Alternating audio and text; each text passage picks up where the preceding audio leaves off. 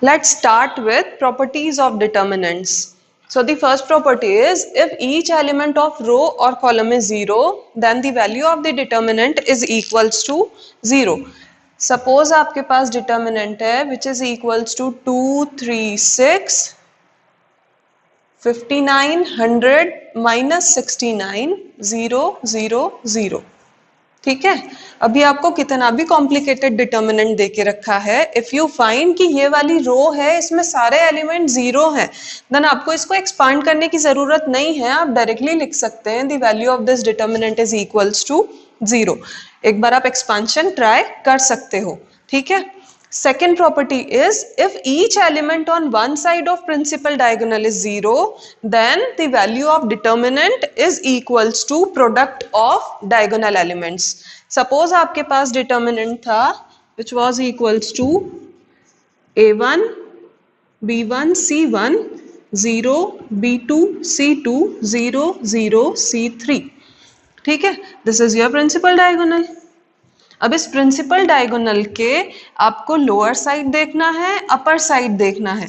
अगर सारे element zero हैं, लोअर साइड भी हो सकते हैं, अपर साइड भी हो सकते हैं, then the value of this determinant is equals to product of diagonal elements. So value of this determinant is equals to a1 into b2 into c3. आपको इसको एक्सपांड करने की जरूरत नहीं है. ठीक है. Third property is if rows and columns are interchanged, then the value of determinant remains unchanged. That means अगर मेरे पास एक मैट्रिक्स थी, है ना, उस मैट्रिक्स का मैंने डिटर्मिनेंट फाइंड किया, फिर मैंने उस मैट्रिक्स का ट्रांसपोज किया.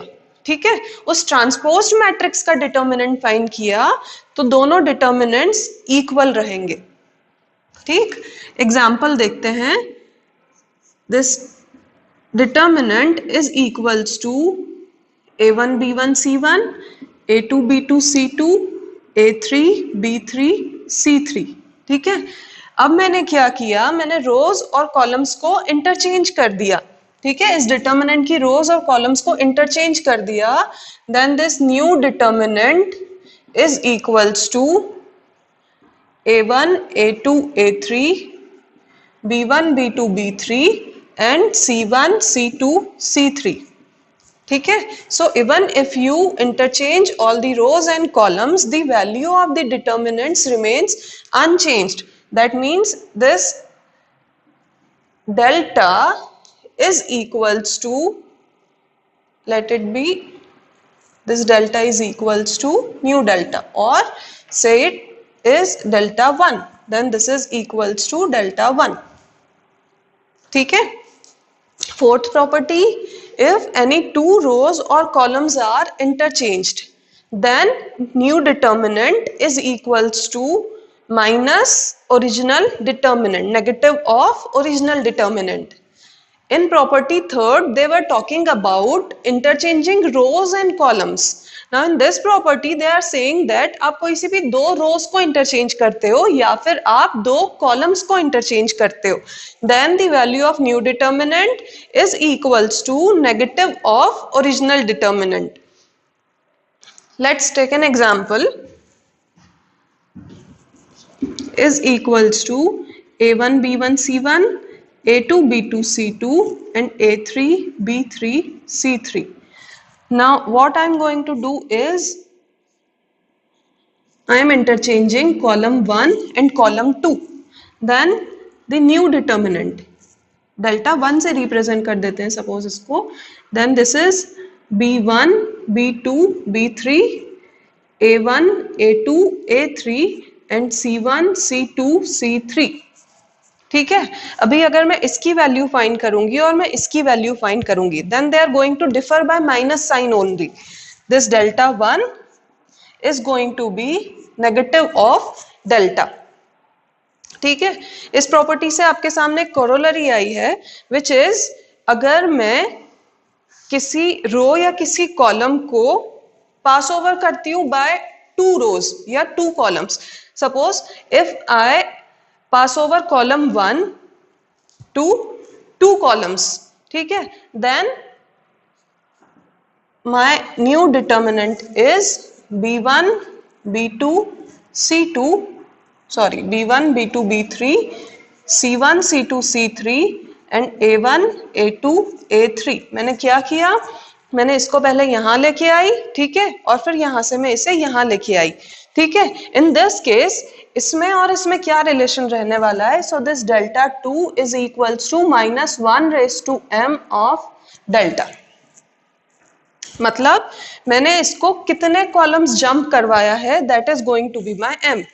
मैंने यहाँ पे इसको पहले इस कॉलम से जंप करवाया और फिर इस कॉलम से जंप करवाया, so -1/2 times of delta which is equals to delta. So obviously अगर मेरी पावर यहाँ पे इवन है then new delta is going to be equals to delta, और अगर यहाँ पे पावर ऑड है then new delta is going to be negative of delta, ठीक है। Now the fifth property is if two parallel lines are identical or proportional then the value of determinant is equals to 0. Now what do they mean by two parallel lines? अगर दो rows identical है और या फिर दो columns identical है, in that case the value of this determinant is equals to 0. For example 1 2 3 4 5 6 and 1 2 3। In this example first row और third रो ये दोनों आइडेंटिकल है, देन आपको इसको कैलकुलेट करने की जरूरत नहीं है, यू कैन डायरेक्टली से this value of the determinant is equals to 0, ठीक है। उन्होंने प्रोपोर्शनल भी मेंशन किया है, सो इफ थर्ड रो आपकी होती 2 4 6, so the first and the third rows are proportional, ठीक है। In this case also the value of determinant is equals to 0। Sixth property, if each element of a row or a column is multiplied by k then the value of new determinant is equals to k times the value of original determinant। Example के through देखते हैं, आपके पास एक determinant था equals to 1 2 3 4 5 6 7 8 and 9, ठीक है। अभी what you want to do, आपको रो 1 को सपोज 2 से मल्टीप्लाई करना है, ठीक है। तो मेरे पास एक आया नया determinant which is equals to 2 4 6 4 5 6 7 8 9, ठीक है। अभी आप डेल्टा की वैल्यू कैलकुलेट करो, अब डेल्टा 1 की वैल्यू कैलकुलेट करो, इन दोनों में क्या रिलेशन रहने वाला है, so this delta 1 is going to be 2 times the value of delta. अब जिस भी नंबर से किसी भी रो या किसी भी कॉलम में मल्टीप्लाई करोगे, ठीक है, ध्यान से, पूरे डिटर्मिनेंट में मल्टीप्लिकेशन की बात नहीं चल रही है, वो बोल रहे हैं आपको each element of a row or column, किसी भी रो के हर एलिमेंट को या फिर किसी भी कॉलम के हर एलिमेंट को मल्टीप्लाई करना है, ठीक है। तो आप जिस भी नंबर से मल्टीप्लाई करते हो, ठीक है, if you multiplied by k then the value of new determinant is k times the value of original determinant, ठीक है। अभी एक रिमार्क है इस पे based, you can take out any common factor from any one row or column in matrix. Suppose मेरे पास था यहाँ पे 2 4 देन 8 10, अगर मेरे को यहाँ से 2 कॉमन लेना है तो मेरे को इस मैट्रिक्स के हर एलिमेंट में से 2 कॉमन लेना होता था ना, तो यहाँ पे क्या हो जाएगा, यहाँ हो जाएगा 1 2 4 एंड 10, ठीक है ना। बस but this is not the case with determinants. If I have delta S 2 4 8 10, ठीक है, और मेरे को 2 कॉमन लेना है, तो मैं इस पूरे डिटर्मिनेंट में से 2 कॉमन नहीं ले सकती हूँ। मैं क्या कर सकती हूँ, मैं पहले फर्स्ट रो में से 2 कॉमन लूं, ठीक है। तो फर्स्ट रो में से ये 2 कॉमन लिया तो यहाँ पे हो गया 1 2, अभी मेरे को यहाँ पे 8 और 10 ही लिखना पड़ेगा। अगर मेरे को सेकेंड रो में से भी 2 कॉमन लेना है देन मेरे को यहाँ पे लिखना पड़ेगा 2 into 2, और अब यहाँ पे होगा 4 and 5, ठीक है।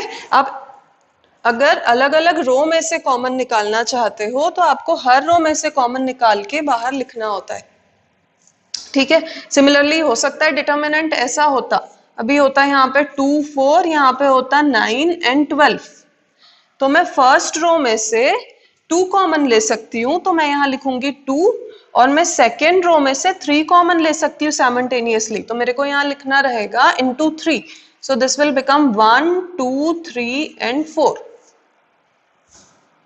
ठीक है. Similarly, अगर मेरे पास एक डिटर्मिनेंट था ऑफ ऑर्डर 3 by 3, ये था 2, 4, 6, then 6, 8, 10, then 10, 12, 14. ठीक है. अब अगर मेरे को 2 कॉमन लेना है from whole of the determinant, तो मेरे को क्या करना पड़ेगा? फर्स्ट रो में से 2 कॉमन लिया, सेकेंड रो में से 2 कॉमन लिया एंड थर्ड रो में से 2 कॉमन लिया. So it will become 2 cube of 1, 2, 3, 3, 4, 5 and 5, 6, 7. ठीक है. अगर आपकी डिटर्मिनेंट का ऑर्डर था 2 by 2, ठीक है, और आप 2 पूरे डिटर्मिनेंट में से कॉमन लेना चाहते हो, then it will be 2 square. अगर आपकी 3 by 3 की डिटर्मिनेंट है और उस पूरी डिटर्मिनेंट में से आपको 2 कॉमन लेना है, देन कॉमन आएगा 2 क्यूब. ठीक है. Now the seventh property is, if each element of a row or a column consists of sum of 2 or more terms, then you can break it into 2 or more parts. ठीक है. Let's understand it with an example. Suppose you have a determinant delta which is equals to a1 plus d1, b1 c1, a2 plus d2, b2 c2, a3 plus d3, b3 c3. Now क्या बोल रहे हैं ये लोग? आप क्या कर सकते हो? आप इस डिटर्मिनेंट को 2 पार्ट्स में ब्रेक कर सकते हो, है ना. This determinant is equals to a1 b1 c1, a2 b2 c2, a3 b3 c3 plus d1 b1 c1, d2 b2 c2, d3 b3 c3. ठीक है. इस डिटर्मिनेंट का फर्स्ट कॉलम 2 टर्म से मिलके बना था, देयरफॉर आप इस डिटर्मिनेंट को 2 पार्ट्स में ब्रेक कर पाए. ठीक. Eighth property is, if you apply this operation or this operation, then the value of determinant remains unchanged.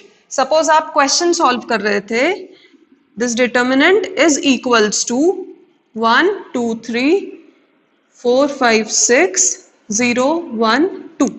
ठीक है. Now अगर आप क्या चाहते हो, if you want to change your column 1, so the column 1 changes to C1 plus 2 times of C2. ठीक है. Then अगर आप ये ऑपरेशन लगा भी देते हो तो इस डिटर्मिनेंट की वैल्यू चेंज नहीं होगी. सो व्हाइल सॉल्विंग द क्वेश्चन आप ये वाला आपका इक्वल्स टू का साइन कंटिन्यू कर सकते हो. सो 2 times of C2 is 2 2s are 4, 4 plus 1 5, 10 plus 4 14 and 2 plus 0 is 2. 2, 5, 1, 3, 6, 2. ठीक है. आप सॉल्व करके देखो एक बार. इस डिटर्मिनेंट की वैल्यू फाइंड करो, इस डिटर्मिनेंट की वैल्यू फाइंड करो, दोनों वैल्यूज इक्वल आएंगी. ठीक है. Now the last property is, if A and B are 2 square matrices of same order. अगर आपके पास 2 मैट्रिक्स है, दोनों का ऑर्डर सेम होना कंपलसरी है, then determinant of A into B, that means आपको पहले A और B मैट्रिक्स का मल्टीप्लीकेशन करना है, फिर रिजल्टिंग मैट्रिक्स का डिटर्मिनेंट फाइंड करना है. This is going to be equals to determinant of A into determinant of B. So we are done with properties.